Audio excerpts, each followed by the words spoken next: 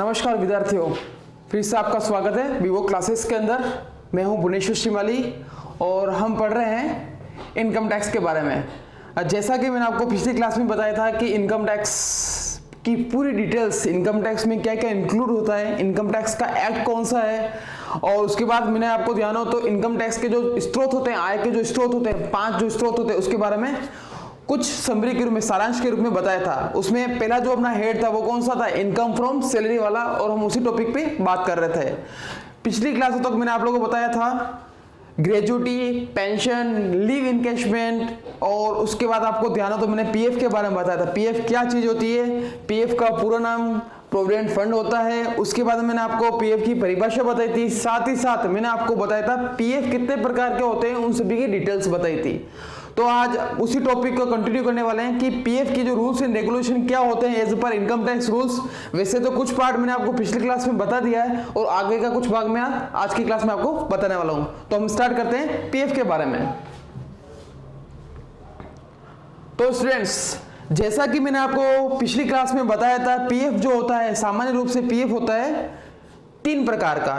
कल मैंने आपको 4 प्रकार बताए थे, उसमें मैंने आपको एक चीज बताई थी जो पीपीएफ है, जिसकी फुल फॉर्म होती है पब्लिक प्रोविडेंट फंड, एक प्रकार की योजना होती है। उसको देखा जाए तो पीएफ में उसको ऐड नहीं किया जा सकता, पीएफ के प्रकार में उसको जोड़ा नहीं जा सकता है, जैसा कि मैंने आपको पिछली क्लास में बता दिया था। तो मैं बात करता हूं केवल उन्हीं 3 ही प्रकार के जो अपने पीएफ जो होते हैं। कौन कौन सा, एक होता है आरपीएफ, दूसरा होता है एसपीएफ, और तीसरा कौन सा होता है यूआरपीएफ। यानी आरपीएफ की फुल फॉर्म आपको पता होना चाहिए कि पीएफ के अंदर आरपीएफ क्या होता है, पीएफ के अंदर एसपीएफ क्या होता है, पीएफ के अंदर यूआरपीएफ क्या होता है। और मान लो कि क्वेश्चन पूछ ले कि पीपीएफ क्या होता है, वो मैंने आपको बता दिया, योजना वाली बात हो रही थी। तो आज की क्लास के अंदर मैं आपको जो बात होती है पीपीएफ वाली बात, वो बात मैं आपको बताने वाला नहीं हूं, क्योंकि वो उसको मैं एक प्रकार से पीएफ के प्रकार में नहीं जोड़ रहा हूं। मैं नॉर्मली रूप से 3 प्रकार के जोड़ रहा हूं। कौन कौन सा हो गया, सबसे पहला होगा एसपीएफ, जिसकी फुल फॉर्म होती है स्टैट्यूटरी प्रोविडेंट फंड, हिंदी में जिसे कहा जाता है वैधानिक भविष्य निधि। कंप्लीट यहां तक। फिर मैं बात करता हूं आज दूसरा जो बात होती है वो होगी आरपीएफ की, जिसकी फुल फॉर्म होती है रिकॉग्नाइज्ड प्रोविडेंट फंड, जिसको हिंदी में कहा जाता है प्रमाणित भविष्य निधि। तीसरा जो होता है पीएफ का प्रकार वो होता है यूआरपीएफ। यूआरपीएफ की जो फुल फॉर्म होती है वो होती है अनरिकॉग्नाइज्ड प्रोविडेंट फंड, जिसको हिंदी में कहा जाता है अप्रमाणित भविष्य निधि। तो आज की क्लास में मैं आपको इन तीनों के बीच का जो अंतर होता है वो अंतर बता रहा हूं। अंतर बताने का मतलब ये होगा आपके जो कंसेप्ट होंगे, इन तीनों जो बात करता हूं पीएफ के अंदर, वो आपके कंसेप्ट क्लियर हो जाएंगे कि उन तीनों में अंतर क्या होता है, और ऑटोमेटिक आपको उसकी डेफिनेशन के बारे में पता लग जाएगा कि इसमें क्या कहना चाहता है वो वाली बात। तो हम स्टार्ट करते हैं, आज की क्लास की बात करते हैं। आप लोग देख सकते हो कि स्क्रीन के ऊपर मैंने एसपीएफ, आरपीएफ और यूआरपीएफ का एक छोटा सा एक फॉर्मेट बना दिया, जिसमें अंतर का आधार में लिख दिया कि उसमें अंतर का आधार क्या होगा, किन के इसमें जो अंतर होता है किन किन के बीच में होता है, वो उसकी बात कर रहा हूं।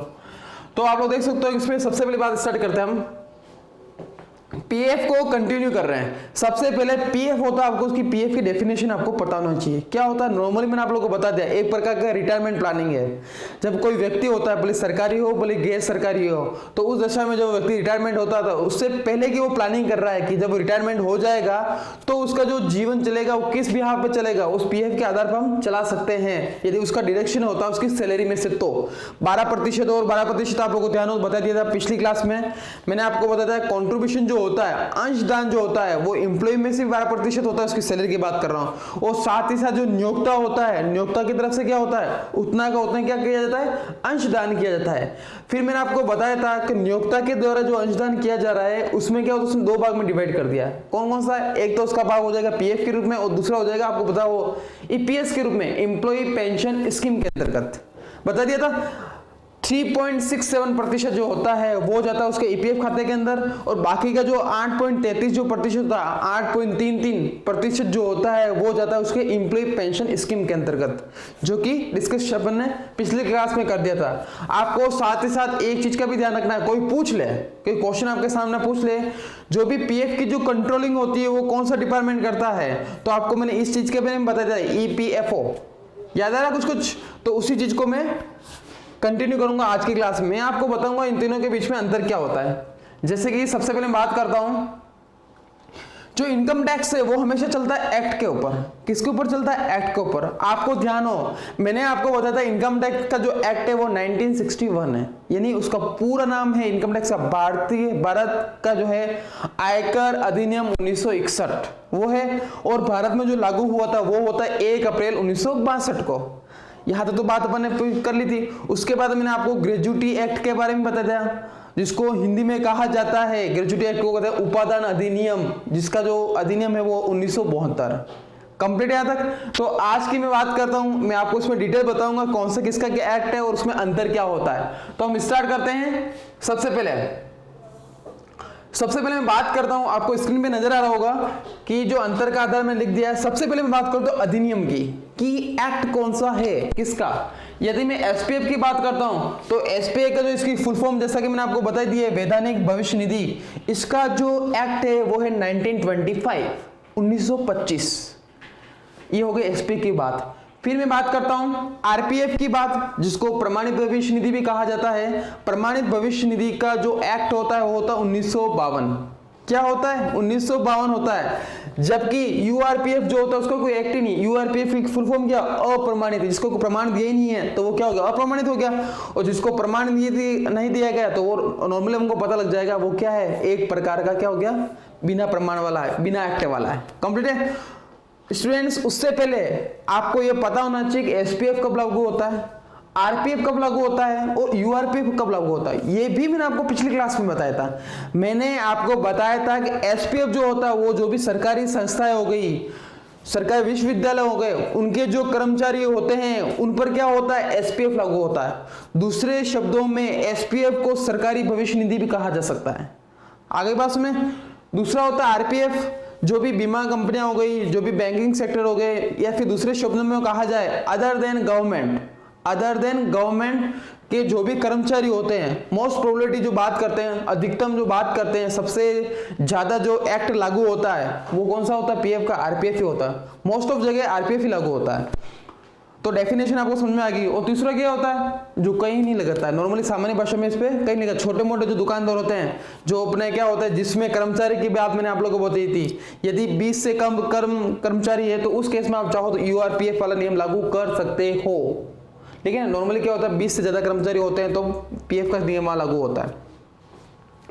तो यहां में बता दिया अधिनियम इसका 1925 है और इसका कौन सा 1952 है, इसका कुछ भी नहीं है। नेक्स्ट बात करते हैं मान्यता स्वीकृति जो होती है वो क्या होता है। जैसे कि एसपीएफ की बात करता हूं तो एसपीएफ को मैंने आप लोगों को बताया था, एसपीएफ जो होता है एक प्रकार का सरकारी होता है। आगे बात में सरकारी होता है क्योंकि मैंने जैसे बोला कि ये जो भी सरकारी संस्थाएं हो गई, सरकारी कंपनी हो गई, सरकारी विश्वविद्यालय हो गए, उनके जो कर्मचारी होते हैं उन कर्मचारियों पर क्या होता है? एसपीएफ लागू होता है। तो उस केस में इसको जो मान्यता प्राप्त होती है वो कौन सी मान्यता प्राप्त होती है? उसको शासकीय मान्यता प्राप्त होती है।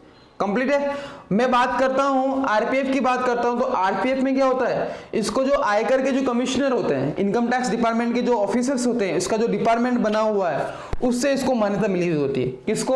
आरपीएफ की बात करता हूं। तो मैं बात करता हूं यूआरपीएफ की, तो यूआरपीएफ के अंदर कोई मान्यता प्राप्त है ही नहीं। जैसा कि मैंने आपको बताया अनरिकॉग्नाइज्ड प्रोविडेंट फंड, यानी अप्रमाणित भविष्य निधि, यानी इसको कोई प्रमाण मिलेगा ही नहीं। तो नॉर्मल सी बात है, इसको कोई मान्यता प्राप्त होगी भी नहीं। फिर मैं बात करता हूं क्षेत्र। जैसा कि मैं आपको बोल रहा हूं, इसका जो क्षेत्र है, क्षेत्र का मतलब क्या हुआ? क्षेत्र का मतलब वो ये किस पर लागू होता है। क्षेत्र का मतलब क्या हुआ? ये किस पे लागू होता है। मैं किस पे लागू होने की बात करता हूं तो यह शासकीय अर्ध शासकीय कर्मचारियों पर लागू होता है। गवर्नमेंट और जो सेमी गवर्नमेंट, जिसको आपने नाम सुना होगा। सेमी गवर्नमेंट का मतलब क्या होता है? एक छोटा सा एग्जांपल आपको। सेमी गवर्नमेंट का मतलब जो होता है, आप लोगों ने देखा होगा होमगार्ड के बारे में, सुना है होमगार्ड के बारे में, तो वो इस श्रेणी में कहा जा सकता है। ठीक है। तो जो गवर्नमेंट कर्मचारी होते हैं और नॉन गवर्नमेंट क्यों नहीं बोल सकते, सेमी गवर्नमेंट जो कर्मचारी होते हैं, तो उस केस में उन कर्मचारियों पर क्या लागू हो जाएगा? एसपीएफ लागू हो जाएगा। अब मैं बात करता हूं आरपीएफ की, तो क्लियर लिख रखा है यहाँ पे, यह बैंकों, बीमा कंपनियों तथा अन्य प्रकार की कंपनियों के कर्मचारियों पर लागू होता है। जैसा कि मैंने आपको बोल ही रखा है, मोस्ट ऑफ, बहुत ज्यादा जगह, अधिकतर जगह इसी प्रकार के पीएफ का लागू होता है। तो इसमें क्लियर देखा है आरपीएफ कहाँ लागू हो जाएगा? बैंक हो गया, बीमा कंपनियां हो गई, और साथ ही साथ अन्य जो कंपनियों के जो कर्मचारी होते हैं उस पर क्या लागू हो जाएगा? ये लागू हो जाएगा। मैं बात करता हूं यूआरपीएफ की, अनरिकॉग्नाइज्ड प्रोविडेंट फंड की मैं बात करता हूं, तो उस केस में क्या हो रहा है? इसे सामान्य दशा में इसने क्लियर बोल रखा है। इसको सामान्य दशा में क्या हो रहा है, जो छोटे छोटे कारखाने होते हैं, जो छोटी छोटी जो इंडस्ट्रियाँ होती है, जो छोटी छोटी संस्थाएं होती है, अब क्या होता है कि वहाँ पे क्या होता है कि नॉर्मली क्या होता है पीएफ के नियम लागू करने पड़ते हैं और वो उनकी ऐसी कंडीशंस नहीं होती है कि वो उस चीज़ को लागू कर सकें, क्योंकि इसमें रूल्स एंड रेगुलेशन बहुत सारे होते हैं, बहुत सारी फॉर्मुलेटिव्स होती है, बहुत सारे रिकॉर्ड रखने पड़ते हैं। तो उस केस में क्या होगा, ये क्या करता है, एक छोटा सा छोटी छोटी संस्था हो गई, कारखाने हो गए, उन केस पे क्या होगा, वहाँ पे लागू हो सकता है।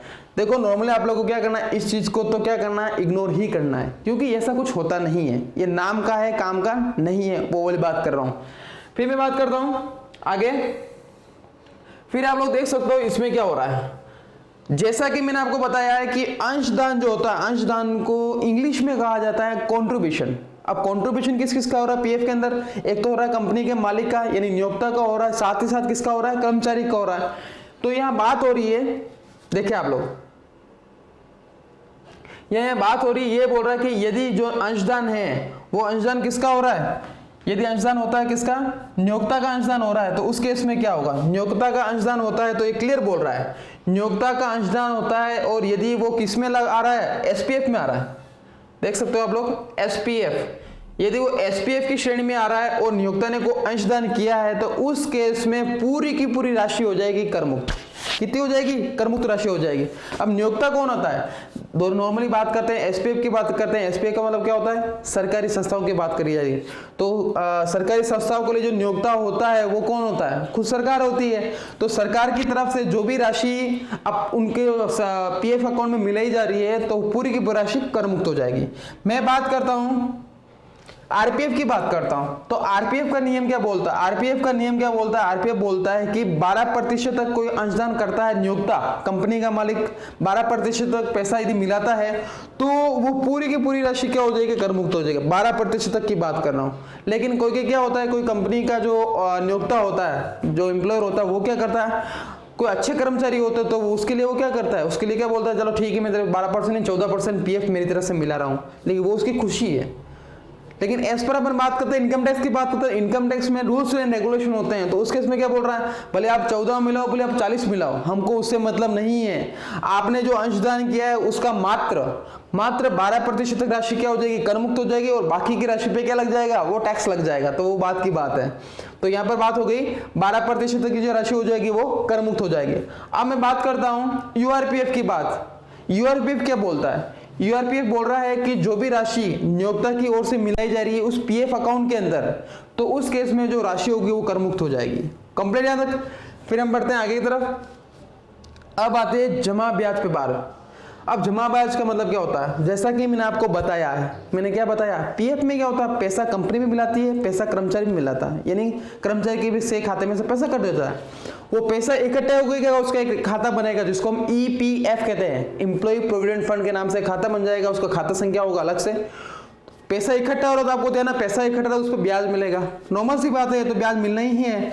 तो जो ब्याज मिलता है पीएफ का, जो ब्याज मिलता है, तो उस केस में क्या होगा, यदि मैं एसपीएफ की बात करता हूं तो जो भी ब्याज मिलेगा वो पूरी की पूरी राशि हो जाएगी करमुक्त। कंप्लीट तक जो राशि मिलेगी ब्याज की वो करमुक्त हो जाएगी। मैं यदि बात करता हूं आरपीएफ की बात करता हूं, रिकॉग्नाइज्ड प्रोविडेंट फंड की बात करता हूं, तो उस केस में क्या होगा, तो जो भी ब्याज की राशि मिल रही है वो 9.5% तक हो जाएगी करमुक्त। अब नॉर्मली क्या होता है, ये जो पीएफ पर जो ब्याज मिलता है उसकी रेटें क्या होती है, ऊपर नीचे चलती रहती है। ये डिपेंड करता है, जो भी जो सरकारें होती हैं वो क्या करती है, निर्धारित करती है, कभी वो उसको बढ़ा देती है। मैं रिजर्व बैंक ऑफ इंडिया की बात भी कर रहा हूँ उस केस में, तो वो क्या करती है, कभी तो रेटों को बढ़ा देती है, कभी तो घटा देती है। ठीक है, वो बात करता है रिजर्व बैंक ऑफ इंडिया और इनके गाइडलाइंस की बात करता है, सरकारी गाइडलाइंस की बात करते हैं। मैं बात करता हूँ इनकम टैक्स रूल्स के हिसाब से, तो इनकम टैक्स रूल्स क्या बोलता है, तो मैक्सिमम जो होता है 9.5% तक जो राशि होगी वो करमुक्त हो जाएगी। और मान लो किसी वर्ष गाइडलाइंस आ गई है कि पीएफ पर 12% क्या मिलेगा, ब्याज मिलेगा। ये सालाना की बात कर रहा हूँ, पर मंथ की बात नहीं कर रहा हूँ, मैं बात कर रहा हूँ सालाना की। मान लो कि पीएफ पर 12% तक की जो भी राशि जमा है उस पर 12% तक क्या मिलेगा, ब्याज मिलेगा। तो इनकम टैक्स क्या बोलता है, आप 12 दो बोले 15 दो, हमको उससे मतलब नहीं है, हमको किससे मतलब, मेरा रूल से मतलब है। इनकम टैक्स क्या बोलता है, कितना भी मिलो, मैक्सिमम टू मैक्सिमम, यदि 12% मिल रहा है तो 9.5 तक राशि क्या हो जाएगी, करमुक्त हो जाएगी। यदि 9.5 से कम राशि मिल रही है ब्याज की, तो उस केस में क्या होगा, इनकम टैक्स क्या बोलता है, देखो इनकम टैक्स कहते हैं सामान्य भाषा में जिसको बोल दो, इनकम टैक्स बहुत चतुर है, चतुर क्यों है? जो राशि कम होगी उस पर कर मुक्त हो जाएगा, और जो राशि ज्यादा होगी उस पर क्या लग जाएगा? टैक्स लग जाएगा। तो जो सबसे कम राशि होगी उसको टैक्स फ्री कर देता है, और बाकी की राशि पे क्या लगा देता है? टैक्स लगा देता है। तो इससे कम होगा तो वो पूरी की पूरी ब्याज की वाली राशि हो जाएगी, वो कर मुक्त हो जाएगी। लेकिन इससे ज्यादा है तो उस केस में 9.5% तक, 9.5% तक की जो राशि होती है ब्याज की, वो क्या होती है? कर मुक्त होती है। अब मैं बात करता हूं इधर URPF की बात कर रहा हूं, तो उस केस में क्या होगा? जो भी ब्याज की राशि है वो पूरी की पूरी राशि क्या है? कर मुक्त है, उसको कोई टैक्स नहीं चुकाना है इस राशि के ऊपर। ये तो कि इस पॉइंट के बाद फिर मैं बात करता हूं नेक्स्ट, उसके बाद क्या है? यहां पे SPF की बात करूं, कर की छूट, टैक्स जो अपन बोलते हैं, डिडक्शन बोलते हैं, टैक्स की जो बात करते हैं, छूट मिलती है, वो क्या होती है? यदि मैं SPF की बात करूं, स्टेचुटरी प्रोविडेंट फंड की बात करूं, हिंदी में जिसको कहा जाता है वैधानिक भविष्य निधि की बात करूं, तो उस केस में क्या होगा? उस केस में 80C के अंतर्गत छूट प्राप्त होती है। अब 80C क्या होता है ना 80D क्या होता है, नहीं वो आगे जो वो डिडक्शंस होते हैं, कटौतियां होती है। हम आने वाली क्लासों में पढ़ेंगे कटौतियां कितने के प्रकार की होती है, और उसके सामने उसका सेक्शन क्या होता है, उसकी राशि क्या होती है, हम आने वाली क्लासों में पढ़ेंगे। लेकिन आपको इस बात का ध्यान रखना है हाल फिलहाल में कि जो टैक्स की जो राशि है, यदि मैं SPF की बात करता हूं तो SPF के अंदर वो राशि जो होगी वो 80C के अंदर क्या हो जाएगी? कर मुक्त हो जाएगी, उसको छूट मिल जाएगी। लेकिन मैं बात करता हूं RPF की बात करता हूं, रिकॉग्नाइज्ड प्रोविडेंट फंड की बात करता हूं, तो उस केस में क्या होगा? इसमें भी क्या होता है कि जो राशि है, जो भी राशि बन रही है वो 80C के अंदर क्या होता है? छूट होती है। लेकिन उसकी क्या होती है? एक समय तय सीमा होती है, एक डिसाइड कर रखा लिमिट डिसाइड कर रखी है, वहां तक की राशि क्या हो जाएगी? कर मुक्त हो जाएगी, और बाकी की राशि पे क्या लग जाएगा? टैक्स लग जाएगा। जैसे कि इसमें ले रखा है 80C के अंतर्गत छूट प्राप्त होती है, यह छूट कुल आय पर निकाल गए कर में से घटा दी जाती है। अब वो कुल आय क्या होती है, टोटल इनकम क्या होती है, वो तो हम आने वाली क्लास में बता पाएंगे। लेकिन ये है कि मान लो कि कोई कर की राशि बन रही है, किसके ऊपर? इसके ऊपर, पीएफ के ऊपर, तो वो राशि क्या होगी? 80C के अंतर्गत क्या हो जाएगी? कर मुक्त हो जाएगी। एक डिसाइड लिमिट बना रखी है उसकी बिहाफ पे। अब मैं बात करता हूं यूआरपीएफ की। यूआरपीएफ क्या बोलता है? जैसा कि मैंने आपको बताया यूआरपीएफ का मतलब है क्या? अप्रमाणित है।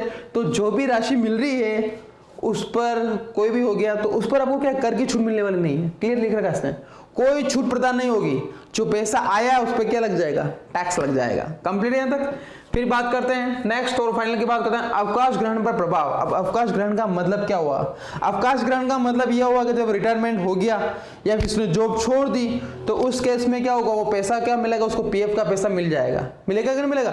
और जैसे उसको पीएफ का पैसा मिला तो उस केस में क्या होगा? उस केस में मैं यदि बात करता हूं एसपीएफ की बात करता हूं, स्टेचुटरी प्रोविडेंट फंड की बात करता हूं, वैधानिक प्रमाणित वैधानिक भविष्य निधि की बात करता हूं, तो उस केस में क्या होगा? उस केस में पीएफ की जो राशि मिल रही है, जो भी पीएफ की राशि मिलती है प्लस जो ब्याज जमा है, जो ब्याज उसको मिला है, वो दोनों राशि क्या हो जाएगी? कर मुक्त हो जाएगी। आगे बस में पीएफ की राशि भी प्लस जो उसको ब्याज जमा हुआ है वो राशि भी क्या हो जाएगी? कर मुक्त हो जाएगी। कंप्लीट यहां तक। फिर बात करते हैं, मैं आरपीएफ की बात करता हूं तो आरपीएफ का रूल्स एंड रेगुलेशन क्या बोलता है? आरपीएफ बोलता है पीएफ की राशि प्लस जमा ब्याज की राशि कर मुक्त होती है बशर्ते। बशर्ते क्या मतलब क्या होता है? उसने कंडीशंस लगा दिए, नियम लगा दिया, रूल्स लगा दिया। क्या लगाया? उसने अवकाश ग्रहण करने से पूर्व कम से कम क्या कर गया? 5 वर्ष लगातार कार्य किया हो। देखो नियम क्या बोलता है, इनकम टैक्स क्या बोलता है? इनकम टैक्स क्या बोल रहा है? हाँ भाई, हम तो आपके जो भी पीएफ की राशि होगी, ब्याज की राशि के हम माफ करने के लिए तैयार हैं, तैयार तो हैं, लेकिन हमारी भी कंडीशन है। किसके अंदर? आरपीएफ के अंदर, रिकॉग्नाइज्ड प्रोविडेंट फंड के अंदर एक कंडीशन है। वो कंडीशन क्या है? वो ये बोलता है कि आपने जब रिटायरमेंट हुए थे तो उससे पहले कम से कम 5 वर्ष लगातार आपने कार्य किया हो।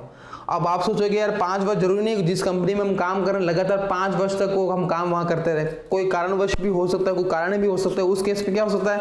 हमने बीच में नौकरी छोड़ दी, वो दूसरी कंपनी में लग गए, ठीक है। लेकिन उसमें आपको एक चीज का ध्यान रखना है, पीएफ का जो अकाउंट है वो चेंज नहीं होना चाहिए। ऐसा नहीं कि मैंने किसी कंपनी में कंपनी में नौकरी की, वहां 3 साल नौकरी की, 3 साल में मेरे क्या हो रहा? पीएफ का पैसा कट रहा था, और 3 साल बाद जैसे क्या हो, मैं उस कंपनी से नौकरी छोड़ देता हूं और दूसरी कंपनी में लगता हूं, तो उस केस में मैं क्या करता हूं?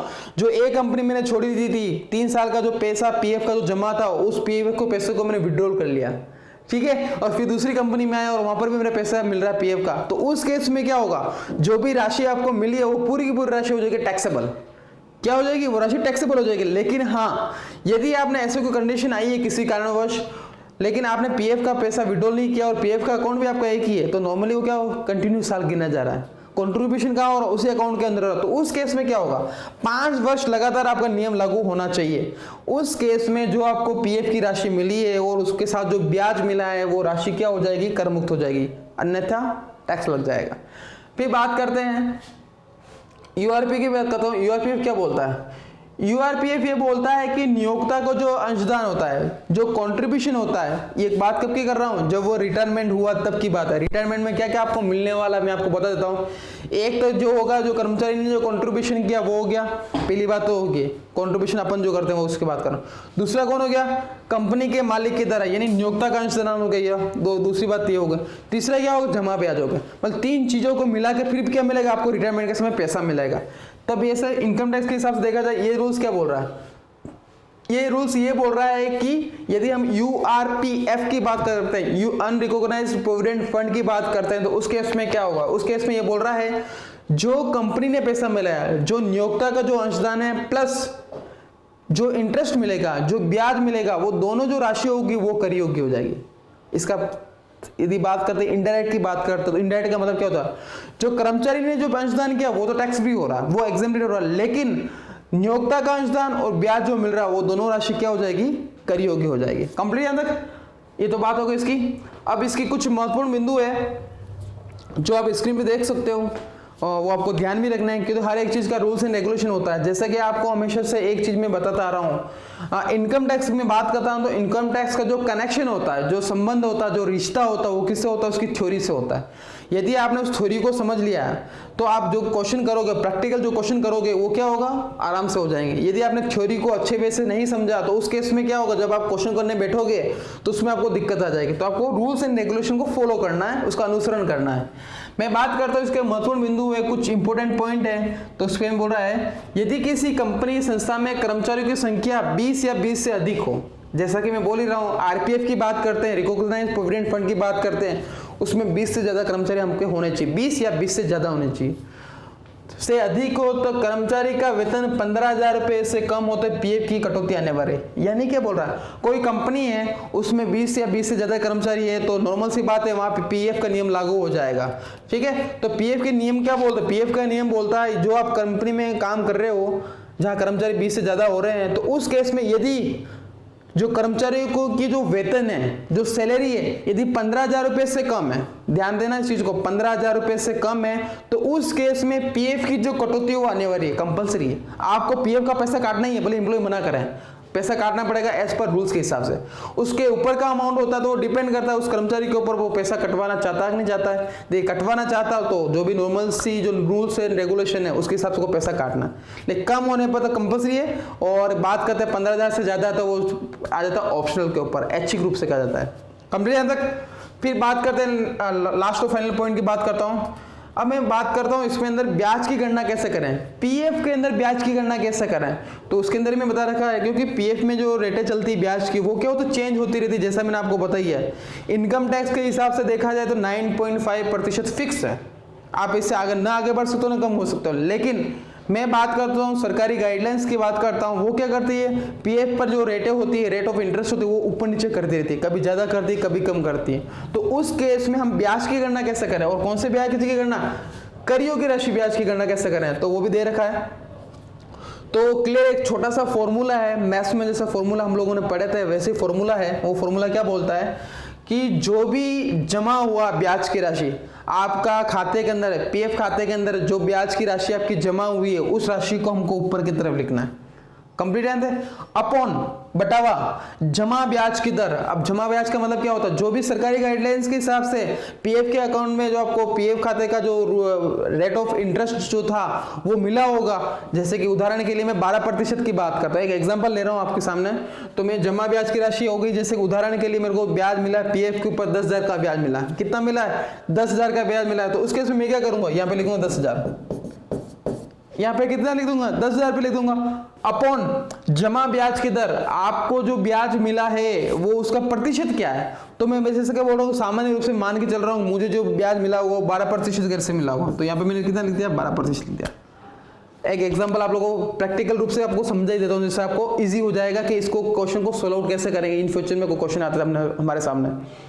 10,000 लिख दिया, ब्याज की दर लिख दी, फिर इनटू जमा ब्याज की दर, जो आपको ब्याज मिला उसकी दर क्या थी, जैसे कि दर अपने पास आ चुकी है, कितनी आ गई है, 12% आ चुकी है। आगे 12% इसी से है, माइनस 9.5,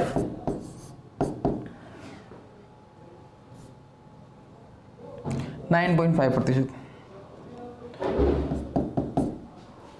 तो आपको इसको सोल्व आउट करना है, बस छोटा सा काम है। उसको सोल्व आउट करने के बाद आप जो भी आती है जो राशि जो बची हुई, जो आपको इसकी कैलकुलेशन करोगे, गुणा भाग जोड़ भाग की जो भी करते हो, उसके बाद जो राशि आएगी, तो जो राशि जो कहलाएगी वो कौन सी राशि कहलाएगी, करयोगी कहलाएगी, उस पर टैक्स लग जाएगा, वो टैक्सेबल कहलाएगा। कंप्लीट है स्टूडेंट्स। तो आज आपने आज की क्लास में क्या पढ़ा, मैंने आज की क्लास को कंटिन्यू किया पिछली क्लास से।